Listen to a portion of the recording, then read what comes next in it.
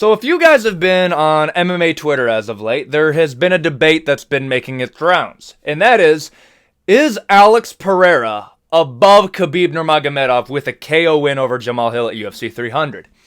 And before I give my thoughts on this, I just gotta say this. I am so happy that we have collectively moved out of the honeymoon phase of Khabib Nurmagomedov. This happened with Tyron Woodley. Everybody used to say Tyron Woodley was better than GSP. A lot of you guys don't remember that because I believe that was in an era where most of you guys weren't MMA fans yet, but like Tyron Woodley, the dude that got KO'd by Jake Paul, people said that guy was better than GSP. Now people are saying Kamaru Usman's better than GSP. I say it's the honeymoon era. You'll grow out of it someday. But Khabib was a special case because people will go in the comment section and it's like, why are you so mean to Khabib fans? Why do you hate Khabib? I don't hate Khabib, but this is how I feel about this. If there's ever a figure that I would say is the most overrated fighter in MMA, I would probably say Khabib. Not because he's bad, okay? I can't stress that enough. The reason I say he's overrated is the amount of people that believe Khabib is the undisputed GOAT of MMA. Like, I'll tell you this right now. Khabib is a borderline religious figure. Like, you know what I'm talking about. There's a group of fans in this space that feel a need to bring religion into arguing Khabib how good he was. Dog, Khabib was good. Like, he was. I'm not saying he wasn't, but damn, brother, chill. This is an MMA forum, not the fucking Crusades Part 2. That's all I'm really saying here. But back to Alex Pereira versus Khabib, and not like a little tangent there. I'm conflicted. I really am, because I made a video on TikTok, a little short form video, because I thought this was all it really deserved. But then the comment section, I was shocked by how split we were. Because half of people do believe Alex Pereira is above Khabib. The other half, these are people that I respect their opinion. They say, not yet. Keyword yet. Not yet above Khabib. What does he have to do? In this video, I want to go over that and a bunch of other things.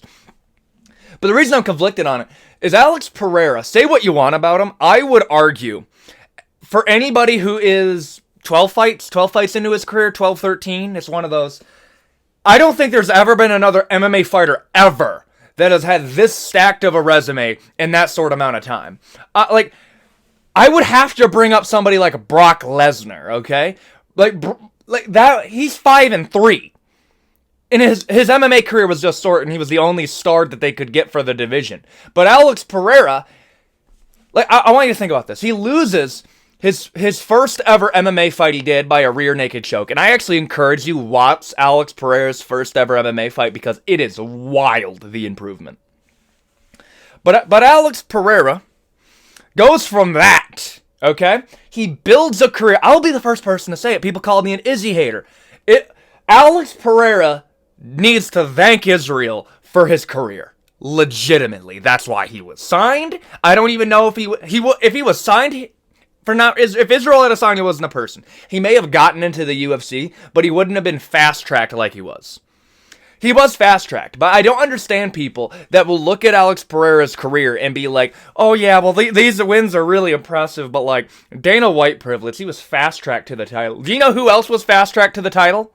Darren Till. Darren Till was fast-tracked all the way to Tyron Woodley and then got smoked. You still gotta win. That's the key here. You still gotta win. The UFC does have a rule book of how they're going to play like up-and-coming stars. I call it the 3 can and a ranked and a champ. That's how it works. It's in the name. They give you 3 cans. They did the same thing with O'Malley, but they had to reset him. They gave him an extra can. And then they give you a ranked opponent, Piotr Jan, and then they give you a title shot in Aljamain Sterling. They're going to do the same thing with Bo Nickel. They're going to do the same thing with every other every other superstar that they're ever going to have. That's how they do it.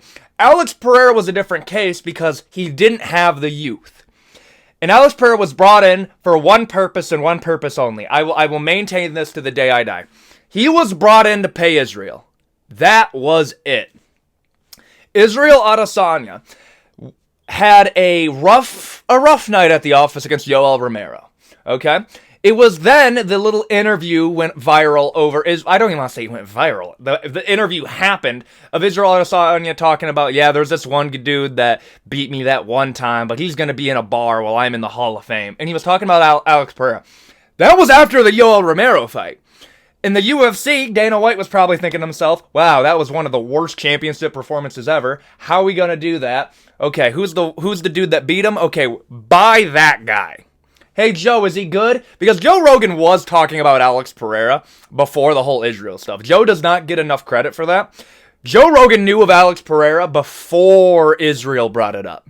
But that just added some logs to the flame. Alex Pereira gets brought in. I'm not going to go through the entirety of his career. All I'm going to say is this. 2 cans, a ranked, a bout. That is what they did for Alex Pereira. I mean, like, Bruno Silva, though. Bruno Silva, I wouldn't... Is he a can? He's an unranked guy. He's the dude that you give prospects to see how they do against a punching bag. Bruno Silva, Saraputin Magomedov. Like, that's how it went. So, Saraputin wins that. Alex Pereira couldn't finish Bruno Silva. Bruno Silva's underrated shin ability, except when he gets eye-poked. Then they give him... I'm going to be real. I don't even know who the other guy's name was. I'm a person that covers this sport for money. I have no clue. Off the top of my head, I just don't know his name.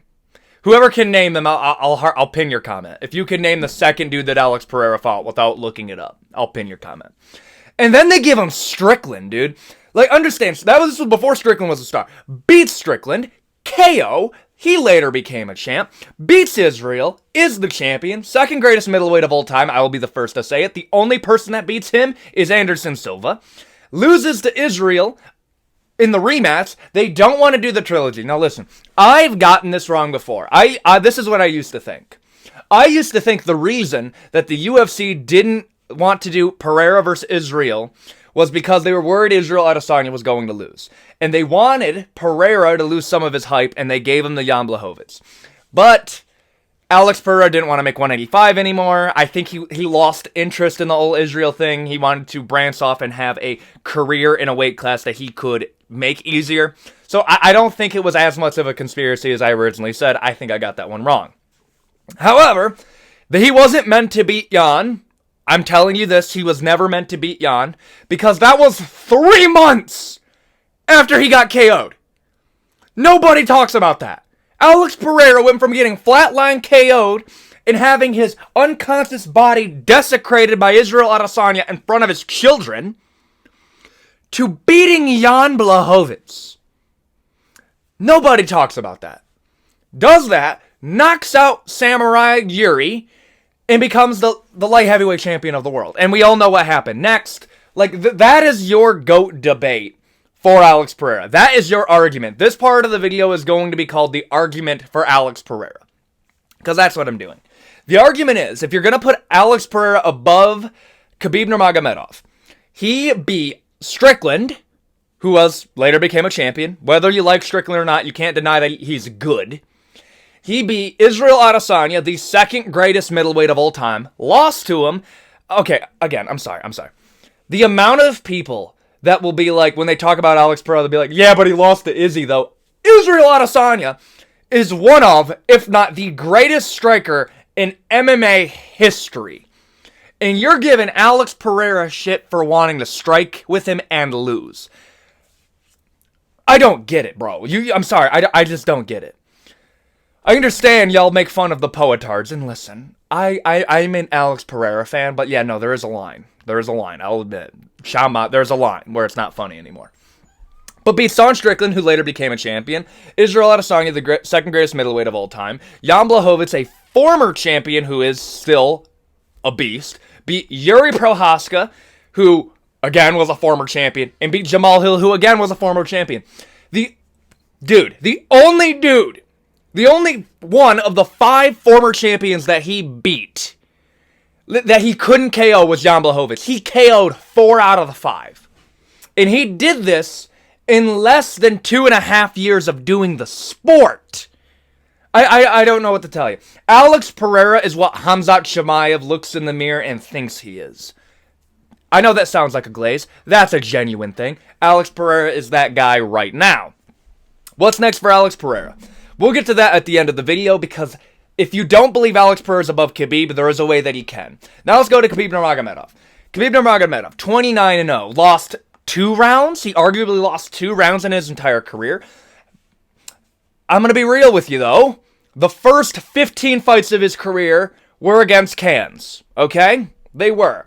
I understand, and okay, this is what I don't like, though. People will say everybody's MMA career starts off with them fighting cans. That's not true. Charles Oliveira, from the moment he started all the way up till now, has fought nobody but killers. I might be able to count on one hand how many cans he's fought in his UFC career. And that's if you call Jim Miller at that time a can.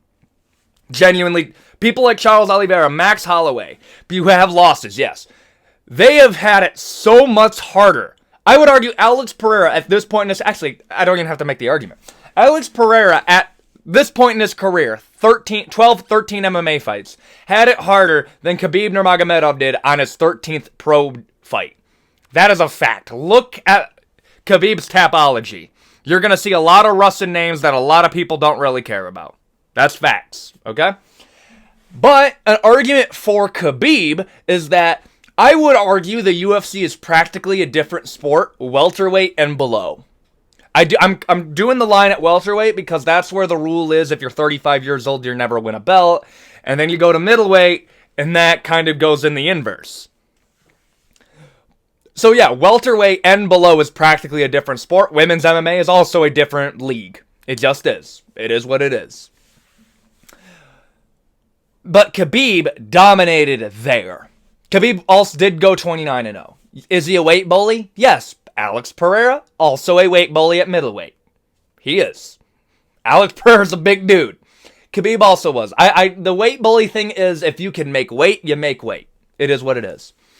His 3 most impressive wins, however, and I've narrowed it down to 3, not because I'm being nitpicky here, but I wouldn't put Gleison Tebow at the same level as an Israel Adesanya.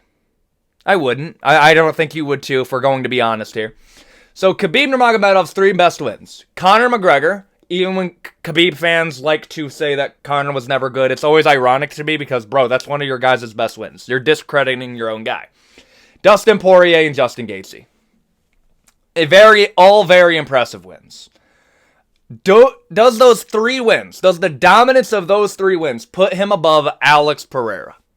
I'm happy that we're no longer talking about Khabib Nurmagomedov being the GOAT, because that was such a weird time in MMA. But I would like to say this in favor of Khabib. Lightweight is a way tougher division than middleweight and light heavyweight. I would love for somebody to ask Khabib what he thinks about Alex Pereira, because Alex Pereira changes everything that I thought I knew about MMA when it comes to the best base to become a champion. Alex Pereira, without a smidgen of wrestling, was able to do this. He got out-wrestled by Israel Adesanya, and he just became a double champion. You know, not simultaneously, but a double champion. But he's a black belt in Brazilian Jiu-Jitsu. Listen, that's going to be another video. I don't know when I'm going to get it out. I don't want to put a time frame on there because I am getting video requests from the Discord, which I'll plug at the very end. But there's a difference between black belts and black belts. That's all I'm trying to say here. Alex Pereira's not a black belt. He's just a beast. Glover Teixeira gave Alex Pereira a black belt for beating Jamal Hill for him. That's what it was. It was a ceremonial thing. It was just, hey, dude, you did it. You beat the guy that beat me. Thank you for avenging me, Alex. Here's your black belt from Glover Teixeira.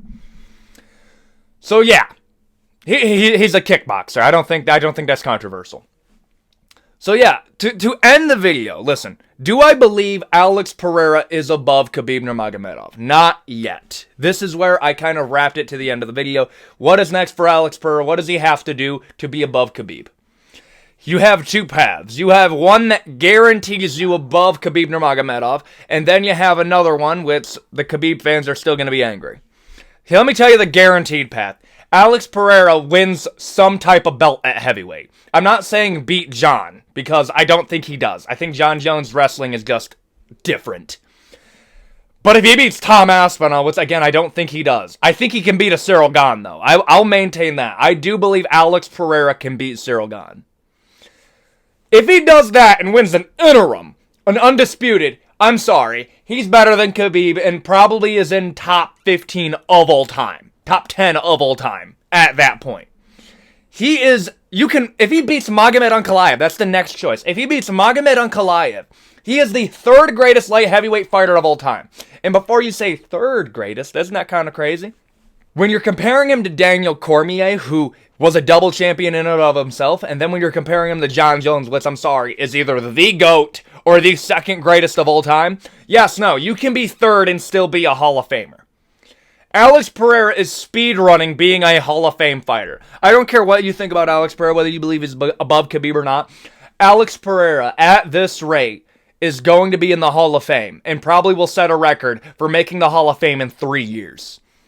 So yeah, your two choices are win some type of title at heavyweight or defend the belt against Magomed Ankalaev. And at that point, who do you fight? Yuri Prochazka? Again?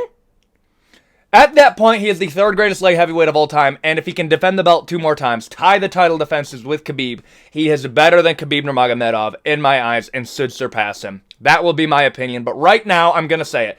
Alex Pereira hasn't yet overtaken Khabib Nurmagomedov. That's going to be it for the video. Thank you, everybody who contributed to the community post that I put on here. It means the most, and it really does help me with the video because it gives me an idea of what my MMA fan base says about this.